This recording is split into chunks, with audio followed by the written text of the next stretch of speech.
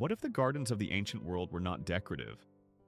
What if the flowers that appear in the oldest texts in human history, the ones that were named specifically, described in detail, traded across empires, used in burial preparations and sacred rituals and love poetry, were not there because they were beautiful? What if beauty was secondary? What if the reason these particular plants were mentioned by name in the most carefully preserved documents the ancient world produced was because the people who lived among them had watched, across generations, what those plants actually did? That is the question this video is asking, and the answer, when you follow it through modern biochemistry, is stranger and more significant than most people expect. The flowers of the Bible are not symbols only. They are not poetic flourishes inserted into scripture for atmosphere. Some of them are named in contexts that make no sense unless the people writing those texts understood something real about what those plants contained. And when researchers have gone back and analyzed those plants using the tools of modern science, again and again, they have found that the ancients were right. Not approximately right, not directionally right, chemically, clinically, measurably right.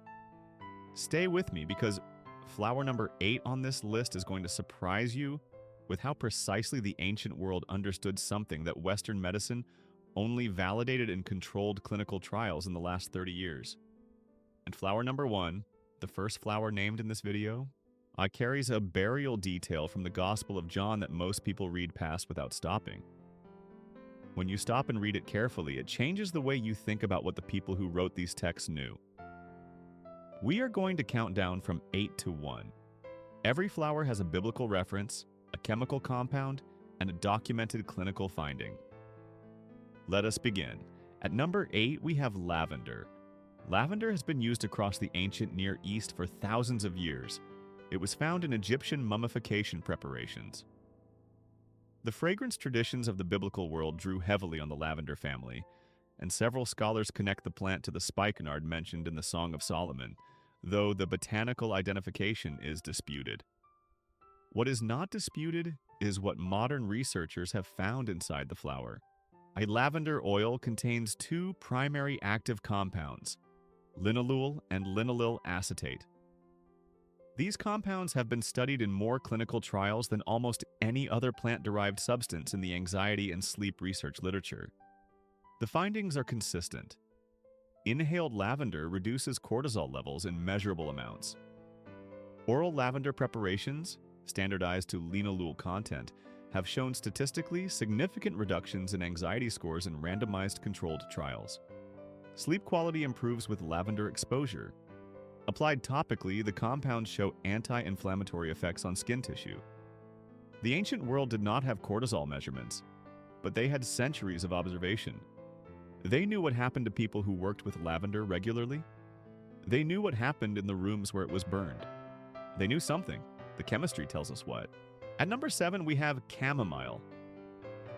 Chamomile does not appear in the Bible by the name we use today, but the Anthemis species, the small daisy-like flowers that grew throughout the ancient Near East and were called the apple of the field in some traditions, were central to medicinal practice in Egypt, in Mesopotamia, in every culture that the biblical world touched. Chamomile was found in the preparation materials in Egyptian tombs. This matters because ancient Egypt did not place things in tombs randomly. What they buried with their dead was what they considered most valuable. The primary flavonoid in chamomile is called apigenin. Read that word and then read what it does. Apigenin binds to GABA receptors in the brain, the same receptors that pharmaceutical benzodiazepines target. It produces an anxiolytic effect, meaning it measurably reduces anxiety without the sedation or dependency profile of pharmaceutical intervention. Multiple randomized controlled trials have now confirmed that chamomile extract significantly reduces symptoms of generalized anxiety disorder. The antispasmodic effects on the digestive system are also confirmed. The anti-inflammatory effects on the gastric mucosa are confirmed. An herb so unremarkable in appearance that it grows wild along roadsides was understood by the ancient world to calm the body and the mind. They were right about the mechanism, they just did not have the vocabulary to explain it. At number 6, we have henna. Henna appears in the Song of Solomon under its ancient name, camphire. The beloved is compared to a cluster of campfire in the vineyards of En-Gedi. En-Gedi was a real place. I'm an oasis on the western shore of the Dead Sea, and henna grew there. The comparison is not random. Henna flowers were among the most prized cosmetic and medicinal plants in the ancient world. They were used on skin. They were used on wounds. They were used in preparations that crossed the boundary between medicine and beauty in ways that modern categories do not easily capture. The active compound in henna is called lawsone. Lawsone has been studied for its antimicrobial properties, and the results are not subtle. It demonstrates documented activity against Staphylococcus aureus, one of the most common and dangerous skin-infecting bacteria. It demonstrates antifungal activity against Candida species. Wound healing acceleration has been observed in studies involving henna preparations. Anti-inflammatory activity is documented. While the ancient world used henna on the skin for reasons they understood through observation, they had watched it work. Modern microbiology has now watched it work under controlled conditions and found the same thing. At number 5, we have aloe. Aloe appears in the Book of Numbers, where God compares a blessed people to aloes planted by the Lord.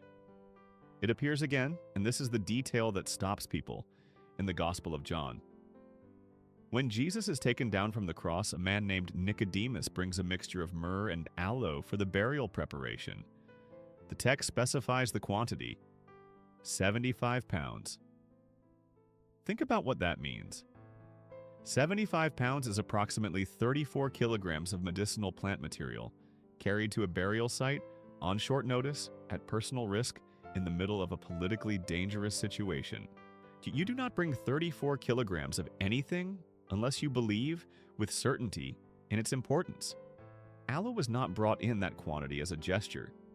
It was brought because the people in that culture understood its value with a precision that matched the weight they carried. The primary active compound in aloe vera gel is a polysaccharide called oxymannin. Clinical trials have documented oxymannin's role in accelerating wound healing. Studies on aloe vera's effects on the gut have confirmed significant benefits for irritable bowel syndrome. Blood sugar regulation in type 2 diabetes patients has been observed in multiple studies. Anti-inflammatory effects are documented throughout the literature. The ancient world used 34 kilograms of this plant at one of the most significant moments in their recorded history. That's not coincidence, that is knowledge. This is a good moment to pause because if you are watching this video and you are finding it useful or surprising or worth sharing, please subscribe and hit the notification bell. This channel goes somewhere most people have not thought to look, and the next video is already in production. We post every week. I want to make sure you do not miss what is coming. Now back to the list because we still have the top 4. At number 4, we have mandrake. The mandrake appears in Genesis in one of the most striking negotiations in the entire biblical text. Reuben, the son of Leah, finds mandrakes growing in the field during the wheat harvest and brings them to his mother. Rachel, who is desperate for children, negotiates with Leah for those mandrakes. She trades a night with their shared husband Jacob for a handful of field flowers. Now read that sentence carefully. A woman in the ancient world, in a situation where her social standing and security depended entirely on her ability to bear children, chose a plant over access to her husband. That tells you something about what the ancient world believed those plants could do. The mandrake was the fertility plant of the ancient Near East. What it actually contains is equally significant. Mandragora officinarum produces 2 compounds that are not incidental: scopolamine and hyoscyamine. These are not folk medicine curiosities. Scopolamine is used in modern medicine today as a patch applied behind the ear for motion sickness and post-operative nausea. Hyoscyamine is a genuine antispasmodic used in clinical practice. Both compounds have real sedative and analgesic properties. The ancient world's understanding of mandrake as a plant that affected human physiology in profound ways was not superstition. It was accurate pharmacology without the Latin. At number 3, we have saffron. Saffron is listed in the Song of Solomon among the finest spices in a garden described as a place of everything precious and rare. It comes from the crocus flower, one of the most labor-intensive harvests in the world, which is why it remains among the most expensive spices by weight on Earth today. 3 threads per flower. Roughly 75,000 flowers per pound. The ancient world treated saffron as something extraordinary, and they were correct about that in ways they could not have fully understood. The primary active compounds in saffron are crocin and safranal. What these compounds do in the human brain has been studied in randomized controlled trials.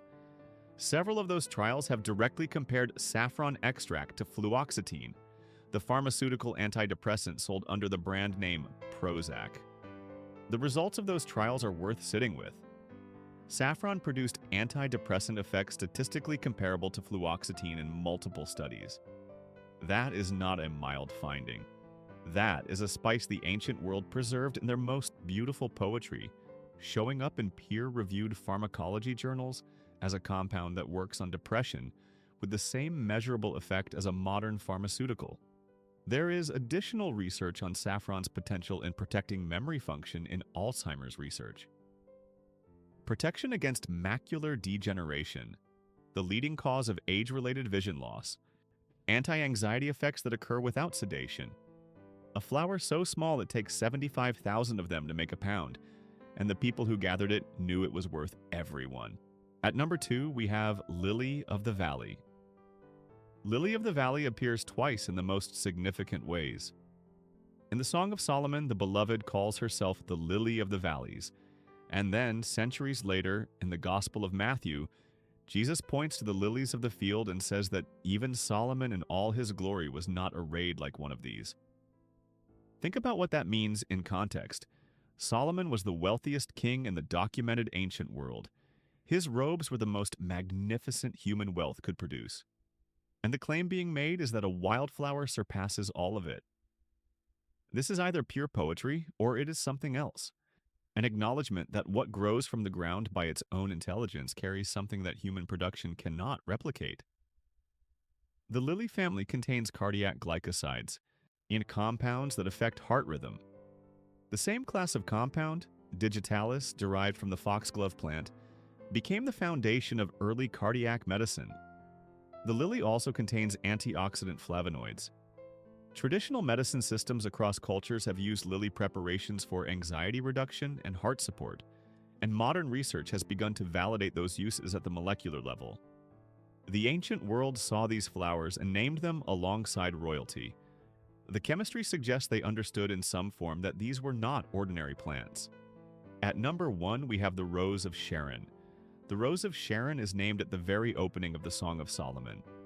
The voice of the beloved says, "I am the Rose of Sharon and the Lily of the Valleys." Scholars debate what the original Hebrew word, habazalet, actually refers to botanically.